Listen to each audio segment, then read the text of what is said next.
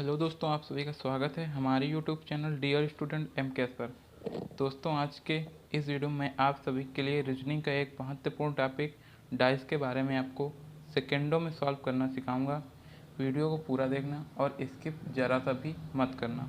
तो दोस्तों, शुरू करते हैं। डाइस के क्वेश्चन एग्ज़ाम में कैसे आते हैं और आपको बेसिक से एडवांस लेवल के सारे क्वेश्चन यहाँ पे मैं आपको कराऊंगा। तो चलिए स्टार्टिंग से आपको मैं बताता हूँ कि डाइस चैप्टर किस किस एग्ज़ाम के लिए आपके लिए हो सकता है। तो देखिए दोस्तों, यहाँ पे डाइस का मतलब होता है पासा।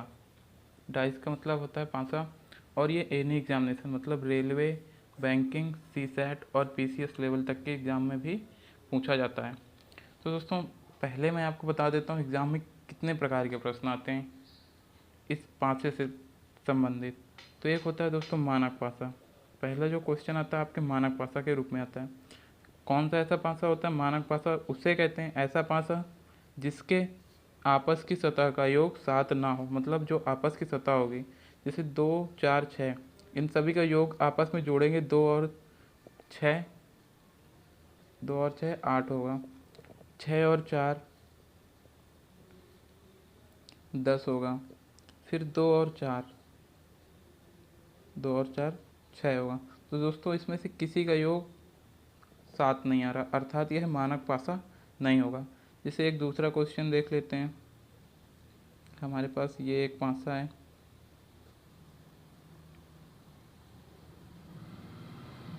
तो देखिए दोस्तों, यहाँ पे मैं आपको बता रहा हूँ, ये हमारा एक मानक पासा बन चुका है। अब इसे हम ऐड करते हैं। 2 और 3, 2 + 3 = 5, 3 और 6 9 हो गया, और 2 और 6, 2 + 6 8, अर्थात किसी का योग 7 नहीं है। तो ये सभी मानक पासा हैं। ये सभी आपके मानक पासा। अब मैं आपको दूसरा चैप्टर बताता हूँ, साधारण पासा। साधारण पासा ऐसा पासा जिसके सतह का योग 7 हो, अर्थात जिसके किसी सतह के आसपास का योग 7 आ रहा हो। तो जैसे इसे देख लेते हैं, इस क्वेश्चन को हम दोस्तों इस क्वेश्चन को देख लेते हैं। 4 और 3, 4 + 3 = 7, मतलब, और इधर देखते हैं 3 + 1 4, 4 + 1 5। लेकिन दोस्तों, किसी भी इन तीनों संख्या में किसी का भी अगर योग आता है 7, तो यह साधारण पासा है। जैसे इसका यहाँ पे 7 आ रहा है, तो ये साधारण पासा होगा। तो दोस्तों, अब आगे बताता हूँ आपको मानक पासा। तो समझ में आ गए, जिस ऐसा पासा जिसके आपस के सतहों का योग 7 ना हो उसे मानक पासा कहते हैं, और साधारण पासा उसे कहते हैं जिसके सतह का योग 7 हो, आपस की सतहों का योग 7 हो। तो दोस्तों, देखते हैं अगला वीडियो, आपको दिखाता हूँ अगला क्वेश्चन कैसा आता है। दोस्तों, तो देखिए अगला क्वेश्चन होता है एक आकृति वाले पासे, अर्थात जिनमें एक आकृति होती है। पासे ऐसे पासे जिनकी आकृति एक होती है। तो दोस्तों देखो, एक आकृति वाले पासे कैसे हो गए? जैसे ये आपका हो गया एक आकृति, ऐसा क्वेश्चन आ जाएगा और आपसे पूछा जाएगा 2 के विपरीत क्या है। 2 के विपरीत क्या है?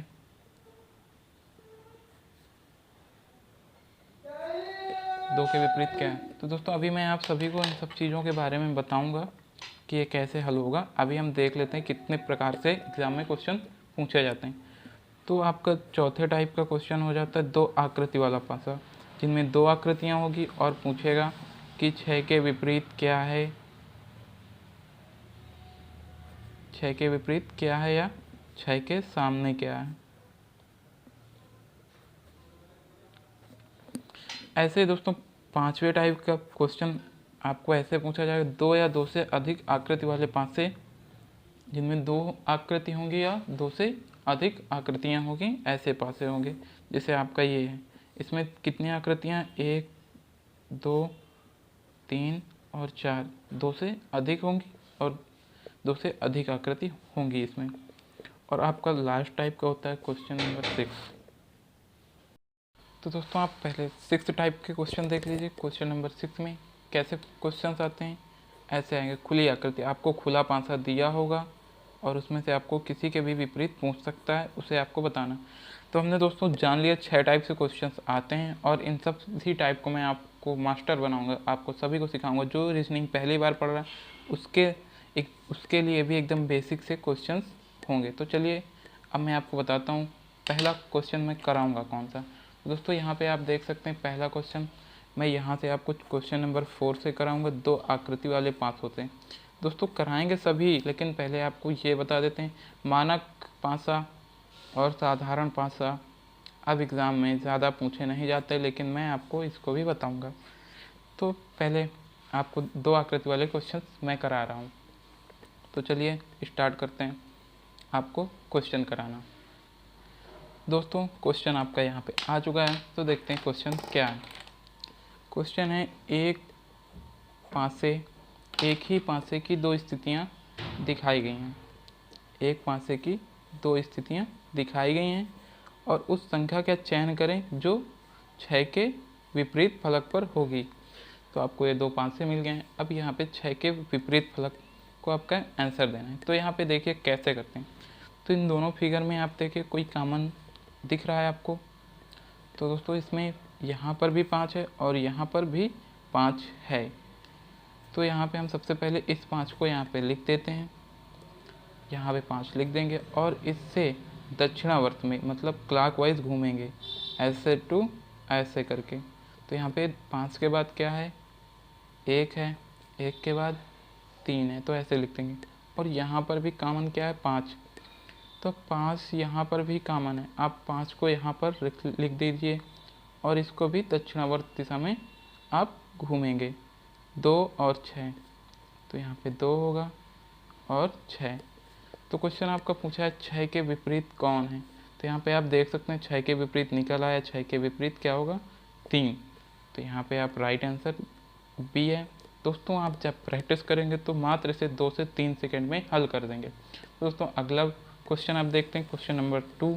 यही क्वेश्चन है, जिसको समझ में नहीं आया फिर से समझ ले। अब पूछे हुए एक ही पासे की 2 स्थितियाँ दर्शाई गई हैं जो 5 को दिखाने वाले फलक के विपरीत फलक पर होगी।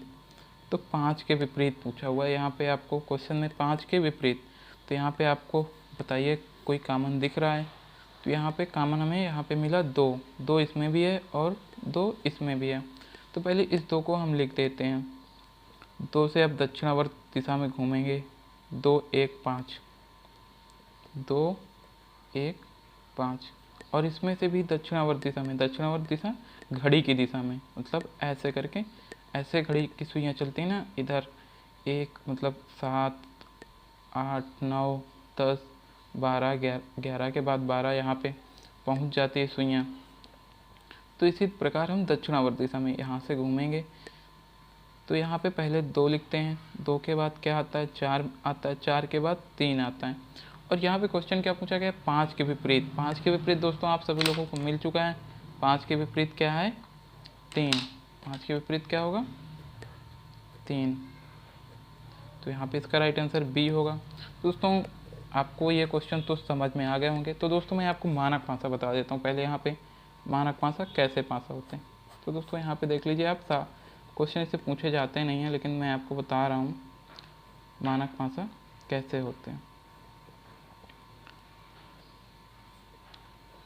तो दोस्तों ये आपका मानक पासा है या नहीं, इसके लिए मैं आपको बता रहा हूँ कि क्या ट्रिक होती है कि जब दोनों आपस की सतहों का योग 7 हो या 7 ना हो, तो वो मानक पासा होते हैं। मानक पासा की क्या है, आपस का योग 7 ना हो।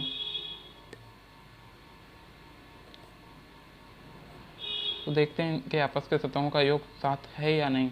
2 और 4 अर्थात 6, 4 और 6, 4 और 6 10, 6 और 2 8, अर्थात यह मानक पासा है।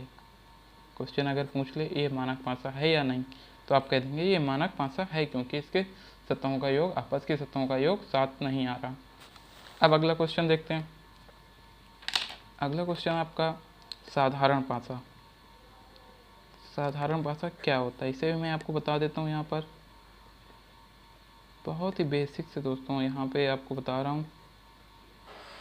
जैसे ये हो गया 2 5 और 6। इसमें अगर आपस की सतहों का योग 7 हो तो ये साधारण पासा माना जाता है। तो दोस्तों यहाँ पे देखते हैं आपस की तत्वों का योग आपको समझ में आ ही रहा है, 7 है ही, 2 और 5 होता है 7, अर्थात यह साधारण पासा है। अभी आपको दोस्तों बताऊंगा साधारण पासा और मानक पासा से कैसे क्वेश्चन पूछे जाते हैं। तो यहाँ पे दोस्तों मैं आपको बताने जा रहा हूँ और एक क्वेश्चन इसी 2 फिगर वाला कराता हूँ, फिर इसके बाद आपको आगे का क्वेश्चन बताता हूँ। दोस्तों यहाँ पे मैं आपको एक बहुत ही अच्छा क्वेश्चन कराने जा रहा हूँ। यूपी SSC लोअर एग्ज़ाम, मतलब थोड़ा हाई लेवल के क्वेश्चन मैं आपको कराने जा रहा हूँ। तो यहाँ पे देखा कपिल और धर्मा क्लब में 2 पासा के साथ खेल रहे हैं और उन्होंने पासे को निम्नलिखित चित्रों के अनुसार फर्श पर घुमाया। यदि x 4 बिंदुओं के विपरीत छोर पर मौजूद है तो बिंदुओं की संख्या का प्रतिनिधित्व कौन करता है, तो x का मान ज्ञात करें। तो यहाँ पे x का मान ज्ञात करना है। तो दोस्तों देखते हैं कैसे x का मान हम ज्ञात करेंगे। तो यहाँ पे हम पहले ये देख लेते हैं, यहाँ पे पासा हम बना लेते हैं अपने इस पर, यहाँ पे हम सॉल्व करते हैं।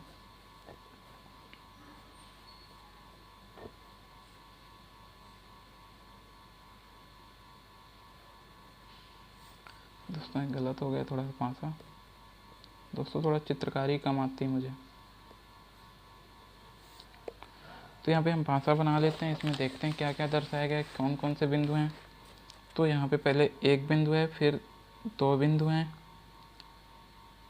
और यहाँ पर 5 बिंदु हैं। इसमें एक यहाँ पर है और यहाँ पर 4 बिंदु हैं और यहाँ पर 5 बिंदु हैं। तो यहाँ पे दोस्तों दिए हुए क्या दिए हुए देख लेते हैं। यदि x 4 बिंदुओं के विपरीत छोर पर है, मतलब जो x है वो 4 बिंदुओं के विपरीत पे है, अर्थात हमें 4 के विपरीत देखना है कौन सी है, 4 के विपरीत बिंदुओं पर कौन सी संख्या आती है। तो यहाँ पे दोस्तों देखते हैं, यहाँ पे आपको कोई कॉमन दिख रहा है, आपको अभी मैंने ट्रिक बताई है।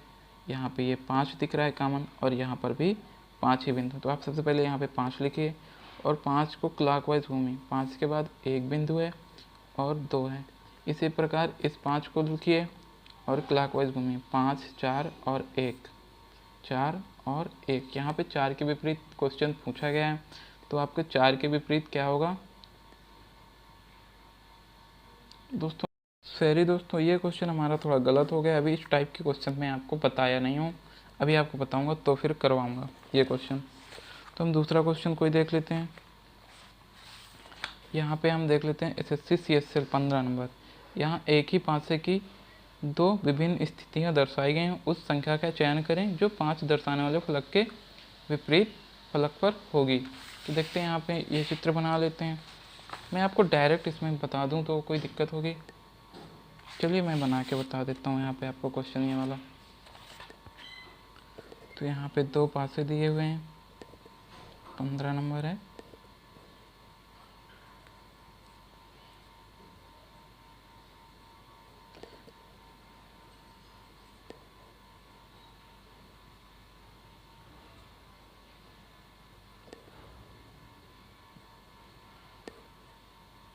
तो दोस्तों ये 2 पासे हैं, इसमें ये पूछा गया है, क्या पूछा गया, 5 दर्शाने वाले फलक के विपरीत फलक। तो यहाँ पे देखते हैं हम क्वेश्चन, इसमें आपको कोई कॉमन वर्ड दिख रहा है, तो यहाँ पे एक कॉमन है ये। दोस्तों ऊपर वाला क्वेश्चन अभी मैं बताऊँगा वो कैसे करना है। तो यहाँ पे हम सबसे पहले 1 लिख लेते हैं और 1 से इधर पहले पासे से क्लॉकवाइज घूमते हैं, ऐसे 1 4 6, और इसी प्रकार इससे भी क्लॉकवाइज ही घूमेंगे ऐसे करके, ऐसे। तो यहाँ पे 1 3 2। तो दोस्तों आपको क्या पूछा गया है क्वेश्चन में, क्वेश्चन में 5 के विपरीत। तो यहाँ पे हम 5 के विपरीत क्या मिला हमें, यहाँ पे तो आपको 5 के विपरीत कुछ मिला ही नहीं, 5 ही गायब है। तो इसे हम कैसे करेंगे ये मैं आपको बता रहा हूँ। तो यहाँ पे जो 5 नहीं है आपका, तो उसकी जगह पे हमें क्या करना है, ये देखो आप पासे में कितनी संख्या होती है, 1 होती है, 2 3 4, 5 और 6। तो आप यहाँ पे देख सकते हैं 6 है, ये है, 4 भी है और 3 भी है और 2 भी है। दोस्तों यहाँ पे क्या बचता है, सिर्फ 1 बचता है। तो यहाँ पे 5 जो 1 है, मतलब 1 भी यहाँ पे है, 2 कॉमन है तो यहाँ पे 5 बचता है। तो इन दोनों के विपरीत क्या होगा, 5 होगा। ये दोनों तो कॉमन थे, मतलब इसके विपरीत 5 होगा। तो क्वेश्चन में हमें पूछा था 5 के विपरीत, तो 5 के विपरीत क्या होगा, ये तो आप लोगों को पता ही हो गया होगा। 5 के विपरीत 1 होगा। क्या होगा, 5 के विपरीत 1। तो दोस्तों आपको ये क्वेश्चन तो समझ में आ गए। अब मैं आपको बताऊंगा कि जैसे किसी क्वेश्चन में 2 कॉमन हो, मतलब जैसे ये क्वेश्चन था, इस पर आपको 2 कॉमन मिले थे, तो ऐसे क्वेश्चन मैं आपको कराने जा रहा हूँ। दोस्तों वीडियो को सही से आप देखना, अगर एक बार भी ना समझ में आए दोबारा देखना। क्वेश्चन आपको बहुत ही अच्छे से मैं कराऊंगा और बहुत ही जल्दी आप सीखेंगे। तो यहाँ पे देखते हैं।